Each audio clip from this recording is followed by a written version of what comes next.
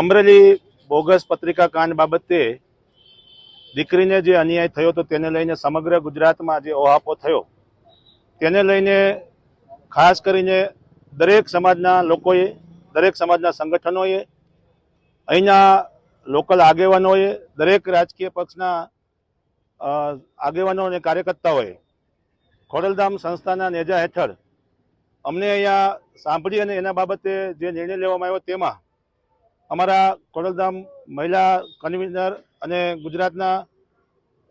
આગેવાન એવા શ્રી જેનીબેન ઠુમર, અલ્પેશભાઈ કથિરિયા, મનોજભાઈ પનારા, સમગ્ર ખોડલધામ ટીમ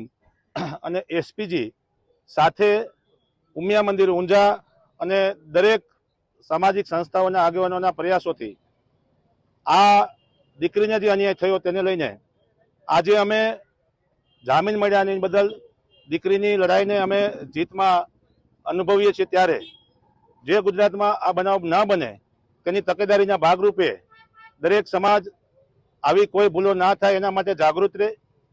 સન્માનીય નરેશભાઈ પટેલના નેજા નીચે અમે આ એક દીકરી સાથે થયેલા અન્યાયને દૂર કરવાનો પ્રયાસ કર્યો. દીકરી જેલમાંથી બહાર આવે પછી એના પરિવારને સાથે મળીને પણ જે કાંઈ ખોડલધામ સમિતિ દ્વારા અથવા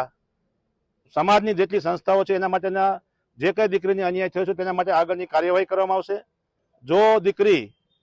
કંઈ પણ જાતના વેદનામાંથી પાસ થઈ છે ત્યાં અને એની સાથે કોઈ બીજા પણ અનબનાવો બન્યા છે તો દીકરીના નિવેદન પછી એના પરિવારની ઈચ્છા મુજબ સંસ્થા અને સમાજ હંમેશા હાથે રહેશે. આવતીકાલે કે ભવિષ્યમાં કોઈ પણ સમાજની દીકરી સાથે આવો બનાવ ન બને કે તમામ રાજકીય આગેવાનો હોય કે સામાજિક આગેવાનો હોય કે પોલીસ તંત્ર હોય એ ખાસ ધ્યાન રાખે અને આવી પ્રક્રિયામાંથી પાસ ન થવું પડે એવી અમારી વિનંતી છે.